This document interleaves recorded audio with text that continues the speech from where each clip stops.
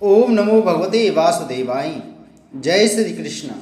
नमस्कार दोस्तों, स्वागत है आप सभी का हमारे चैनल भक्ति ज्ञान में। दोस्तों, अब तक की कथा में हमने श्रवण किया महाराज परीक्षित द्वारा कलयुग का दमन। आज की कथा में हम श्रवण करेंगे राजा परीक्षित को श्रृंगी ऋषि का श्राप।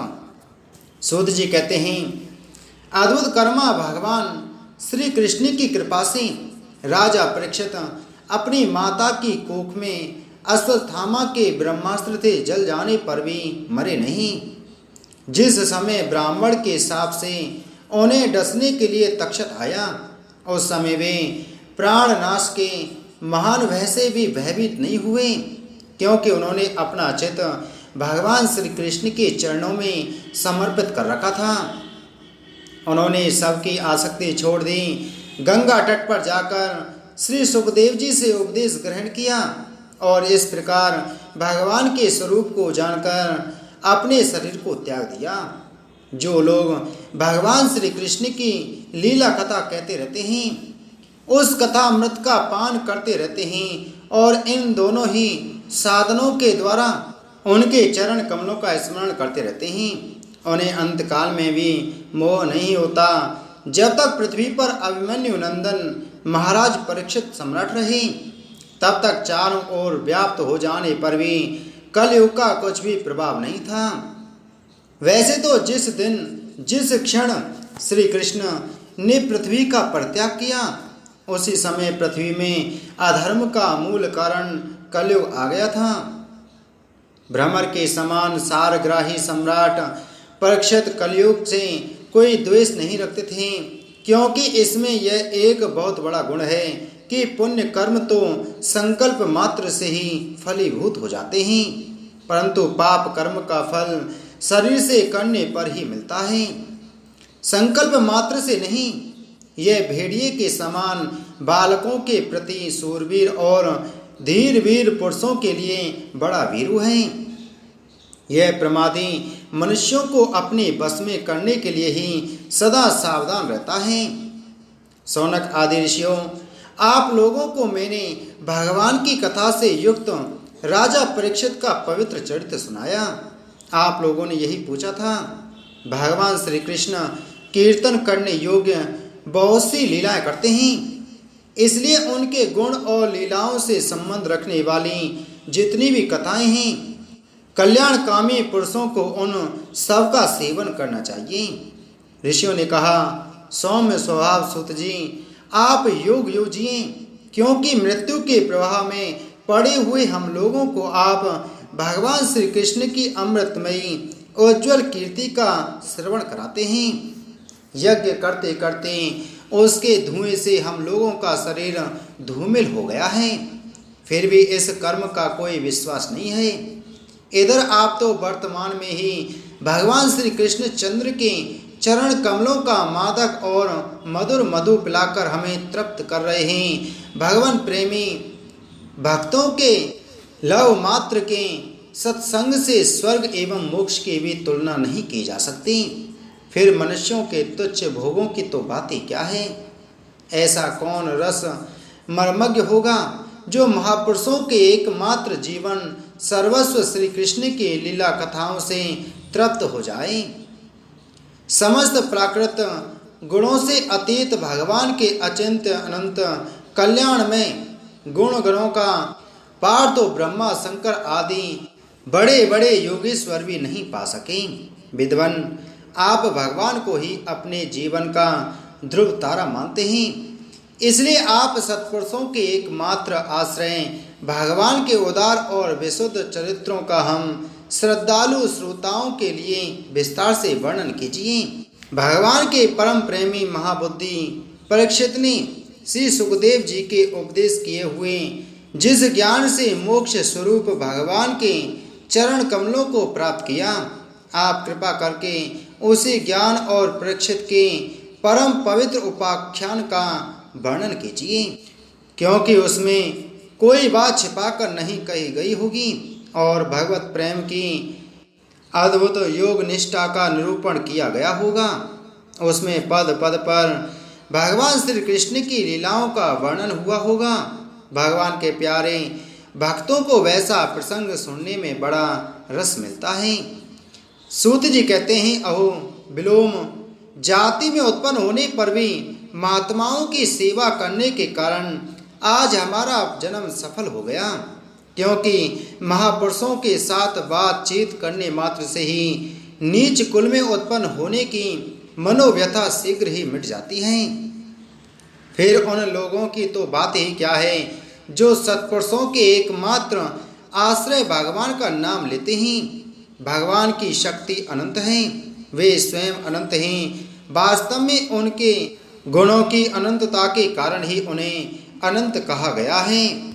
भगवान के गुणों की समता भी जब कोई नहीं कर सकता, तब उनसे बढ़कर तो कोई हो ही कैसे सकता है। उनके गुणों की यह विशेषता समझाने के लिए इतना कह देना ही पर्याप्त है कि लक्ष्मी जी अपने को प्राप्त करने की इच्छा से प्रार्थना करने वाले ब्रह्मा आदि देवताओं को छोड़कर भगवान के ना चाहने पर भी उनके चरण कमलों की रज का ही सेवन करती हैं। ब्रह्मा जी ने भगवान के चरणों का प्रक्षालन करने के लिए जो जल समर्पित किया था, वही उनके चरण नखों से निकलकर गंगा जी के रूप में प्रवाहित हुआ। यह जल महादेव जी सहित सारे जगत को पवित्र करता है।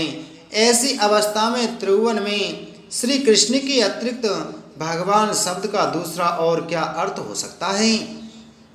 जिनके प्रेम को प्राप्त करके धीर पुरुष बिना किसी हिचक के गे दे आदि की दृढ़ आसक्ति को छोड़ देते हैं और उस अंतिम परमहंस आश्रम को स्वीकार करते हैं जिसमें किसी को कष्ट ना पहुंचाना और सब ओर से उपशांत हो जाना ही स्वधर्म होता है। सूर्य के समान प्रकाशमान महात्माओं, आप लोगों ने मुझसे जो कुछ पूछा है वह मैं अपनी समझ के अनुसार सुनाता हूँ। जैसे पक्षी अपनी शक्ति के अनुसार आकाश में उड़ते हैं, वैसे ही विद्वान लोग भी अपनी अपनी बुद्धि के अनुसार ही श्री कृष्ण की लीला का वर्णन करते हैं। एक दिन राजा परीक्षित धनुष लेकर वन में शिकार खेलने गए हुए थे। हिरणों के पीछे दौड़ते दौड़ते वे थक गए और उन्हें बड़े जोर की भूख और प्यास लगी। जब कहीं उन्हें कोई जलाशय नहीं मिला, तब वे पास के ही एक ऋषि के आश्रम में घुस गए। उन्होंने देखा कि वहां आंखें बंद करके शांत भाव से एक मुनि आसन पर बैठे हुए हैं। इंद्रिय, प्राण, मन और बुद्धि के निरुद्ध हो जाने से वे संसार से ऊपर उठ गए थे। जागृत, स्वप्न, सुषुप्ति तीनों अवस्थाओं से रहित निर्विकार ब्रह्म रूप तुरीय पद में वे स्थित हैं। उनका शरीर बिखरी हुई जटाओं से और कृष्ण मृग चर्म से ढका हुआ था। राजा परीक्षित ने ऐसी ही अवस्था में उनसे जल मांगा, क्योंकि प्यास से उनका गला सूखा जा रहा था। जब राजा को वहां बैठने के लिए तिनके का आसन भी न मिला, किसी ने उन्हें भूमि पर भी बैठने को न कहा। अर्ध और आदर भरी मीठी बातें तो कहाँ से मिलती। तब अपने को अपमानित सा मानकर वे क्रोध के बस हो गए। सौनक जी, वे भूख प्यास से झटपटा रहे थे, इसलिए एकाएक उन्हें ब्राह्मण के प्रति ईर्ष्या और क्रोध हो आया। उनके जीवन में इस प्रकार का यह पहला ही अवसर था। वहां से लौटते समय उन्होंने क्रोधवश धनुष की नोक से एक मरा सांप उठाकर ऋषि के गले में डाल दिया और अपनी राजधानी में चले आए। उनके मन में यह बात आई कि उन्होंने जो अपने नेत्र बंद कर रखे हैं, सो क्या वास्तव में इन्होंने अपनी सारी इंद्रिय वृत्तियों का निरोध कर दिया है, अथवा इन राजाओं से हमारा क्या प्रयोजन है। यूँ सोचकर इन्होंने झूठ मूठ समाधि का ढोंग रच रखा है। उन समीक मुनि का पुत्र बड़ा तेजस्वी था। वह दूसरे ऋषि कुमारों के साथ पास ही खेल रहा था। जब उस बालक ने सुना कि राजा ने मेरे पिता के साथ दुर्व्यवहार किया है, तब वह इस प्रकार कहने लगा, ये नरपति कहलाने वाले लोग उच्छिष्ट भोजी कौ के समान संड मुसंड होकर कितना अन्याय करने लगे हैं। ब्राह्मणों के दास होकर भी ये दरवाजे पर पहरा देने वाले कुत्ते के समान अपने स्वामी का ही तिरस्कार करते हैं। ब्राह्मणों ने क्षत्रियों को अपना द्वारपाल बनाया है, उन्हें द्वार पर रहकर रक्षा करनी चाहिए। घर में घुसकर स्वामी के बर्तनों में खाने का उसे अधिकार नहीं है। अतएव उन्मार्गगामियों के शासक भगवान श्री कृष्ण के परम धाम पधार जाने पर इन मर्यादा तोड़ने वालों को आज मैं दंड देता हूँ। मेरा तपोबल देखो। अपने साथी बालकों से इस प्रकार कहकर क्रोध से लाल लाल आंखों वाले उस ऋषि कुमार ने कौशिकी नदी के जल से आचमन करके अपने वाणी रूप वज्र का प्रयोग किया। कुलांगार परीक्षित ने मेरे पिता का अपमान करके मर्यादा का उल्लंघन किया है, इसलिए मेरी प्रेरणा से आज से 7वें दिन उसे तक्षक सर्प डस लेगा। इसके बाद वह बालक अपने आश्रम पर आया और अपने पिता के गले में सांप देखकर उसे बड़ा दुख हुआ तथा वह डाल मारकर रोने लगा। विप्रवर सनक जी, समीक मुनि ने अपने पुत्र का रोना चिल्लाना सुनकर धीरे धीरे अपनी आंखें खोली और देखा कि उनके गले में एक मरा सांप पड़ा है। उसे फेंककर उन्होंने अपने पुत्र से पूछा, बेटा तुम क्यों रो रहे हो? किसने तुम्हारा उपकार किया है? उनके इस प्रकार पूछने पर बालक ने सारा हाल कह सुनाया। ब्रह्मर्षि समीक ने राजा के शाप की बात सुनकर अपने पुत्र का अभिनंदन नहीं किया। उनकी दृष्टि में परीक्षित शाप के योग्य नहीं थे। उन्होंने कहा, ओ मूर्ख बालक, तूने बड़ा पाप किया। खेद है कि उनकी थोड़ी सी गलती के लिए तूने उनको इतना बड़ा दंड दिया। तेरी बुद्धि अभी कच्ची है। तूने भगवत स्वरूप राजा को साधारण मनुष्यों के समान नहीं समझना चाहिए था, क्योंकि राजा के दुस्सह तेज से सुरक्षित और निर्भय रहकर ही प्रजा अपना कल्याण संपादन करती है। जिस समय राजा का रूप धारण करके भगवान पृथ्वी पर नहीं दिखाई देंगे, उस समय चोर बढ़ जाएंगे और आरक्षित भेड़ों के समान एक क्षण में ही लोगों का नाश हो जाएगा।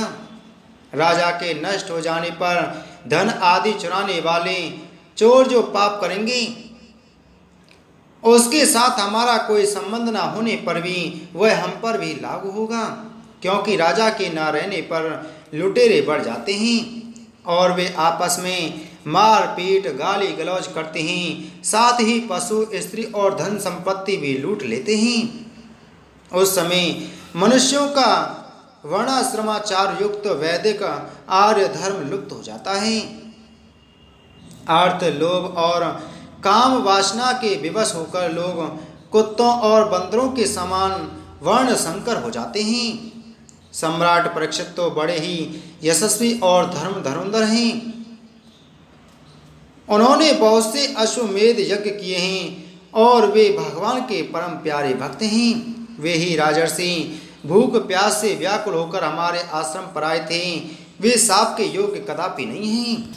इस नासमझ बालक ने हमारे निष्पाप सेवक राजा का अपराध किया है।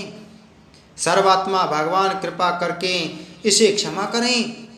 भगवान के भक्तों में भी बदला लेने की शक्ति होती है, परंतु वे दूसरों के द्वारा किए हुए अपमान, धोखेबाजी, गाली गलौज, आक्षेप और मारपीट का कोई बदला नहीं लेते। महामुनि समीक को पुत्र के अपराध पर बड़ा पश्चाताप हुआ।